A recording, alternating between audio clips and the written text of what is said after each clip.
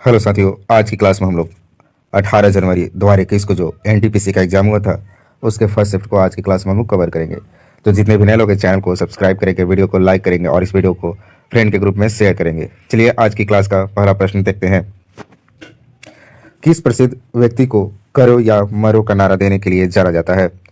तो ये नारा जो था महात्मा गांधी ने दिया था, करो या मरो। और ये नारा जो था महात्मा गांधी जो द्वारा दिया गया था। एक और नारा था भारत छोड़ो का नारा जो था वो भी महात्मा गांधी ने ही दिया था। हे राम, वो भी नारा जो था महात्मा गांधी ने ही दिया था। तो ये आप लोग याद रखेंगे। अगला प्रश्न है, name the only bird that can fly backward. आपको ऐसी पक्षी का नाम बताना है जो पीछे की तरफ से उड़ती है। तो इसका नाम है हमिंग बर्ड। हमिंग जो है पीछे की ओर से उड़ती है। सारे पक्षी जो होते हैं जिनके जिधर उनका सर होता है उधर ही उड़ते हैं, लेकिन ये जो है ये पीछे की तरह से उड़ती है। और आप लोग को एक बात बताता चलूँ, एनटीपीसी की सारी वीडियो की प्लेलिस्ट इस चैनल पर अपडेट कर दी गई है। तो आप लोग जाकर वहाँ से सारे वीडियो को देख लेंगे। और बाकी जो एग्ज़ाम होते हैं एसएससी और रेलवे, इनके सारे एग्ज़ाम का भी पीडीएफ अपलोड कर दिया गया है, प्लेलिस्ट बना दिया गया। आप लोग जाकर वहाँ से सारे वीडियो को देख लेंगे और अपनी तैयारी जो है जीके की और मजबूत कर लेंगे। चलिए अगले प्रश्न को देखते हैं। अगला प्रश्न है, खाली स्थान पूरी तरह से भारतीयों द्वारा प्रबंधित पहला बैंक था। तो पंजाब नेशनल बैंक जो था पूरी तरह भारतीयों द्वारा प्रबंधित पहला बैंक था। तो आप लोग से बैंक से रिलेटेड हर एक शिफ्ट में प्रश्न पूछा जाए। एक बार प्रश्न पूछा था कि पहली बार भारतीय बैंकों का राष्ट्रीयकरण कब हुआ था। फिर पूछा कि भारत का पहला बैंक कौन था, पहला बैंक का नाम बताना था। फिर पूछ दिया कि उसका स्थापना किसने किया था, कब किया था। तो आप लोग देख रहे हैं कि बैंक से रिलेटेड प्रश्न बन रहे हैं एनटीपीसी में। तो आप लोग बैंक से संबंधित सारे प्रश्नों को देख लेंगे। अगला प्रश्न है, who formulated people's plan and economy in India. तो एम एन रॉय ने पीपल प्लान को फॉर्म किया है, गठन किया है। एम एन रॉय द्वारा पीपल्स प्लान को गठित किया गया था। अगला प्रश्न है, निम्नलिखित में से कौन सा कंप्यूटर वायरस नहीं है लेकिन मूल रूप से कंप्यूटर भाषा है। तो ये पाइथन जो है ये कंप्यूटर वायरस नहीं है बल्कि एक कंप्यूटर भाषा है। अगला प्रश्न है, निम्नलिखित में से किस विद्वान ने जियोग्राफी शब्द सृजित किया था। तो एरिस्टोथनीज जो थे उन्होंने जियोग्राफी शब्द का गठन किया था। तो ये आप लोग फैक्ट याद रखेंगे। आज जियोग्राफी पूछ दिया, फिर हिस्ट्री पूछ देगा, फिर वनस्पति विज्ञान पूछ देगा। तो आप लोग इससे रिलेटेड प्रश्नों को देखते चलेंगे। अगला प्रश्न है, मानव आंखों में निकट दृष्टि दोष को क्या कहा जाता है। तो उसमें मायोपिया कहा जाता है। निकट दृष्टि दोष को मायोपिया कहा जाता है, दूर दृष्टि दोष को हाइपरमेट्रोपिया कहा जाता है। आप लोग कमेंट बताएंगे कि मायोपिया और हेट्रोमायोपिया में कौन सी लेंस का प्रयोग किया जाता है इसके उपचार में। अगला प्रश्न है, प्रधानमंत्री ग्रामीण दिशा कार्यक्रम में दिशा का पूर्ण रूप क्या है। तो दिशा का पूर्ण आप यहाँ देख सकते हैं, डिजिटल साक्षरता अभियान। ये दिशा का पूर्ण रूप हो जाएगा। आप लोग कमेंट बताएंगे कि ये जो प्रधानमंत्री ग्रामीण दिशा कार्यक्रम है इसकी शुरुआत कब की गई थी, कौन से साल में इसका शुरुआत किया गया था। आप लोग कमेंट में जरूर से जरूर बताएंगे। अगला प्रश्न है, पारसी विद्वान अल बरूनी अफगानिस्तान और भारत पर हमले के दौरान किस आक्रमणकारी के साथ था। तो वो महमूद गजनवी के साथ भारत आया था। जो अल बरूनी था फारसी विद्वान था, वो अफगानिस्तान और भारत पर हमले के दौरान महमूद गजनवी के साथ आया था। आप लोग को मैं बता दूं, अगर ये वीडियो को डिटेल में बताया जाता है तो आप लोग के लिए ये वीडियो काफ़ी लंबी हो जाएगी। आप लोग को ये वीडियो इसलिए दिखाया जाता है कि आप लोग देख सके कि प्रश्न कहाँ से बनते हैं, और इसीलिए ये वीडियो काफ़ी शॉर्ट होती है ताकि आप लोग क्विक टाइम में रिवाइज करके अपने पढ़ाई को एनालाइज करके अपनी तैयारी को और मजबूत करेंगे। अगर मैं यहाँ डिटेल बताने लगूंगा तो ये वीडियो लंबी और बोरिंग हो जाएगी, आपको और टाइम नहीं मिलेगा।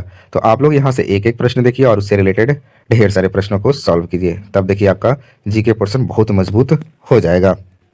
अगला प्रश्न है, कूना निम्नलिखित में से किस देश की मुद्रा है। तो कूना जो है क्रोएशिया देश की प्रमुख मुद्रा है। अगला प्रश्न है, 2014 में बैंक खाता, क्रेडिट, बीमा, पेंशन आदि जैसी वित्तीय सेवाओं की सस्ती अधिगम्यता प्रदान करने के लिए कौन सी योजना शुरू की गई थी। तो यह प्रश्न जो है आपका करंट का नहीं है, ये 2014 का ही है। तो ये आपका जितनी भी योजनाएं होती हैं वो आपको याद रखना होगा। केंद्र सरकार की जितनी भी योजनाएं हो, चाहे वो 2000 ईस्वी में हो, 2005 में हो, या 1990 में हो, या 2015 में हो, आप लोग को सारे प्रश्नों को योजना से रिलेटेड याद करना है। तो देखिए 2014 की जो योजना थी इसका नाम था प्रधानमंत्री जन धन योजना। इसमें हुआ था कि बैंक खाता, क्रेडिट, बीमा, पेंशन आदि जैसी वित्तीय सेवाओं की सस्ती अधिगम्यता प्रदान करने के लिए योजना शुरू की गई थी। अगला प्रश्न है, लॉर्ड कर्जन द्वारा बंगाल विभाजन के निर्णय का वास्तविक कारण किसे माना जाता है। तो इसका आंसर हो जाएगा अंग्रेजों की फूट डालो और राज करो नीति का ये उद्देश्य माना जाता है। ये अंग्रेज जो थे सबसे पहले फूट डालते थे फिर राज करते थे। उसी नीति पर इन्होंने बंगाल का विभाजन करने का निर्णय लिया था और बंगाल का विभाजन 1905 में हुआ था।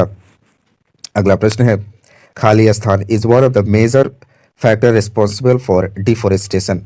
जो डिफोरेस्टेशन होता है जिसमें पेड़ों की कटाई होती है, तो बताइए पेड़ की कटाई का मुख्य कारण क्या है। तो ये एग्रीकल्चर जो है इसका प्रमुख कारण, ऑप्शन के अनुसार एग्रीकल्चर यानी कृषि ही पेड़ों की अंधाधुंध कटाई का कारण है। क्योंकि जैसे जैसे जनसंख्या बढ़ रही है तो उसके लिए अनाज की आवश्यकता हो रही है और लोग क्या करें जंगलों को काट काट के खेती कर रहे हैं, जिससे क्या हो रहा है पेड़ काफ़ी कम होते जा रहे हैं और ये हमारे पर्यावरण के लिए अच्छा संकेत नहीं है। अगला प्रश्न है निम्नलिखित में से कौन सा एक अंतर्राष्ट्रीय संगठन नहीं है। तो ऑप्शन नंबर 3 जो दिया है DRDO, DRDO जो है एक अंतर्राष्ट्रीय संगठन नहीं है। बाकी जो है WTO, organisation for economics and cooperation development, statistical office of European union, ये तीनों जो है अंतर्राष्ट्रीय संगठन, बाकी DRDO जो है अंतर्राष्ट्रीय संगठन नहीं है। अगला प्रश्न है पक्षियों के अध्ययन को क्या कहा जाता है। तो पक्षियों के अध्ययन को अर्निथोलॉजी कहा जाता है, आप लोग इसको याद रखेंगे। अगला प्रश्न है निम्नलिखित में से कौन सा शहर द गोल्डन ट्रायंगल नामक पर्यटन परियोजना का हिस्सा नहीं है। तो लखनऊ जो है गोल्डन ट्रायंगल नामक पर्यटन परियोजना का हिस्सा नहीं है, जबकि जयपुर, आगरा, लखनऊ जो है इसके प्रमुख हिस्सा है। अगला प्रश्न है संयुक्त राष्ट्र द्वारा पर्यावरण एवं विकास पर रियो घोषणा को मंजूरी किस वर्ष से दी गई थी। तो 1892 में संयुक्त राष्ट्र द्वारा पर्यावरण एवं विकास पर रियो घोषणा की मंजूरी दी गई थी। तो आप ये प्रश्न काफ़ी इंपॉर्टेंट है, आपसे ये बार बार एग्जाम में पूछा गया है कि रियो घोषणा कब की गई थी। तो ये किससे रिलेटेड था, पर्यावरण पर विकास, और ये किसके द्वारा, तो संयुक्त राष्ट्र द्वारा। तो ये कब किया गया था, तो 1992 में। अगला प्रश्न है यूनाइटेड नेशन पर्यावरणीय गतिविधियों को समन्वय करने वाला अंतर्राष्ट्रीय संगठन कौन है। तो इसका आंसर हो जाएगा यूनाइटेड नेशन इन्वायरमेंटल प्रोग्राम, यानी संयुक्त राष्ट्र पर्यावरण कार्यक्रम जो है ये यूनाइटेड नेशन का हिस्सा है, जो कि पर्यावरणीय गतिविधियों का समन्वय करने वाला अंतर्राष्ट्रीय संगठन है। अगला प्रश्न है which of the following is not a part of local government in India. तो आपसे बोल रहा है स्थानीय सरकार का कौन सा अंग नहीं है। तो डेवलपमेंट अथॉरिटी जो है स्थानीय सरकार का हिस्सा नहीं है, जबकि ग्राम पंचायत, जिला परिषद, नगर पालिका ये स्थानीय सरकार का अंग है। अगला प्रश्न है 1998 में भारत में परमाणु विस्फोटक उपकरणों का परीक्षण खाली स्थान में किया गया था। तो इसका परीक्षण जो था पोखरण में किया गया था 1998 में।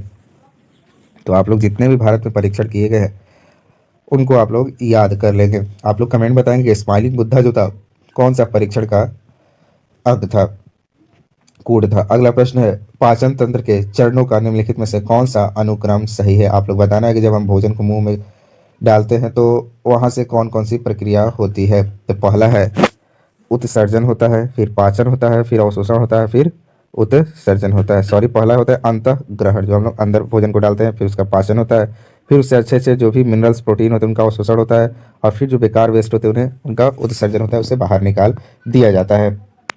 अगला प्रश्न है बिहार का चंपारण महात्मा गांधी द्वारा वर्ष 1917 में किए गए सत्याग्रह का साक्षी था। तो चंपारण सत्याग्रह कब हुआ था, तो आपका 1917 हो जाएगा। ये प्रश्न एक बार और पूछा गया इसी शिफ्ट में, इसी शिफ्ट नहीं बल्कि एक या दो शिफ्ट पहले, कि नील की खेती कहाँ पर की जाती थी जिसके विरोध में गांधी जी ने सत्याग्रह शुरू किया था। तो वो उसका आंसर हो गया था चंपारण।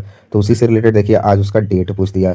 तो आप लोग को मैं बार बार कहता हूँ अगर एक प्रश्न आता तो उससे कम बहुत सारे प्रश्न 50 प्रश्न बनाइए और सबको एक बार पढ़ लीजिए। आपको रटने के लिए नहीं बोलता हूँ, बस एक बार क्या कीजिए उसको सरसरी नज़र से देख लीजिए, एक बार उसको क्विक रिवीजन की तरह मतलब एक बार पढ़ लीजिए।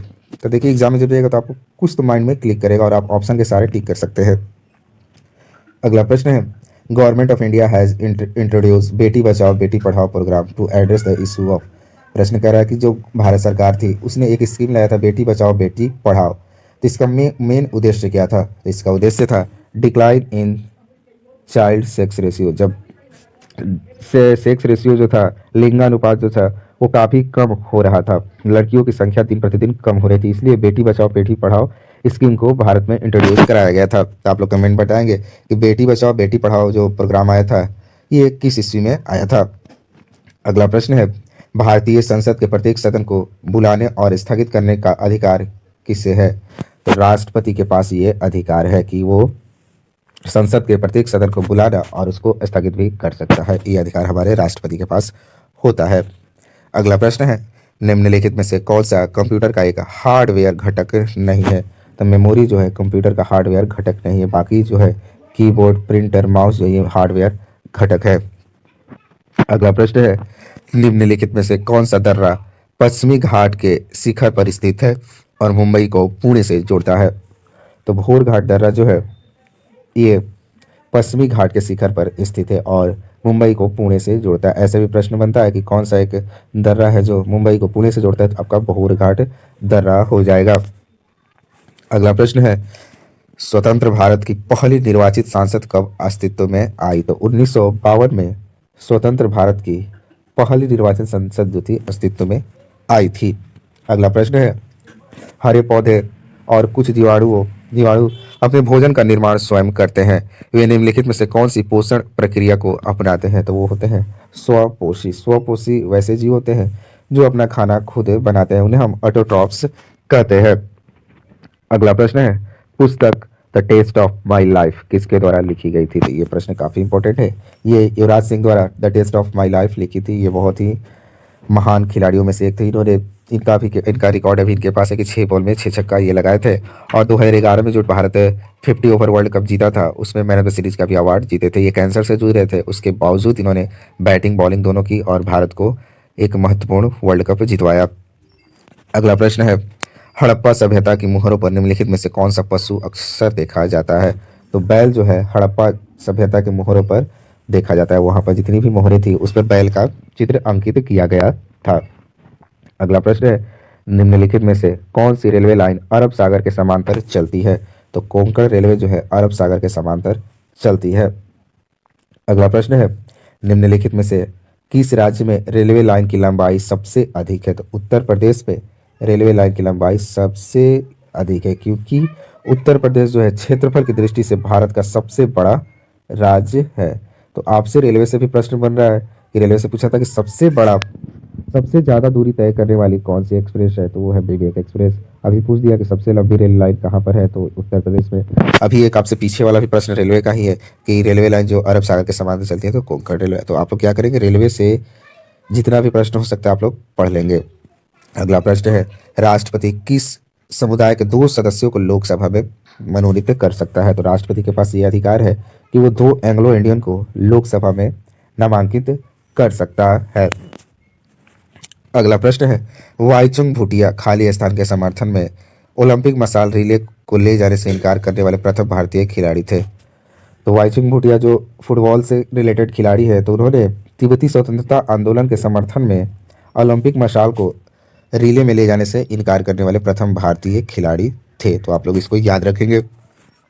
अगला प्रश्न है, प्रसिद्ध हॉर्नबिल महोत्सव किस पूर्वोत्तर राज्य के लिए महत्वपूर्ण है? तो ये प्रश्न तो काफी आसान है। तो ये नागालैंड में मनाया जाता है। हॉर्नबिल त्यौहार जो है नागालैंड का प्रमुख त्यौहार है। अगला प्रश्न है, कंप्यूटर के बारे में निम्नलिखित में से कौन सा कथन सही है? आपको सही कथन का चयन करना है। तो यह एक इलेक्ट्रॉनिक उपकरण है जो डाटा को संग्रहित, पुनः प्राप्त और संसाधित करता है। तो ये आपका करेक्ट आंसर हो जाएगा।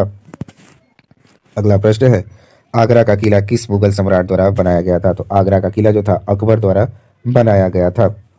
तो अकबर से एक और प्रश्न पूछा था कि फतेहपुर सीकरी में जो बुलंद दरवाजा है उसने किसने बनाया और वो क्यों बनाया? तो वो गुजरात पर विजय के बाद उसने ये बनवाया था। तो इससे रिलेटेड प्रश्न बन रहे हैं, मुगल से भी प्रश्न बन रहे हैं। तो आप लोग मुगल के सारे प्रश्नों को देख लेंगे।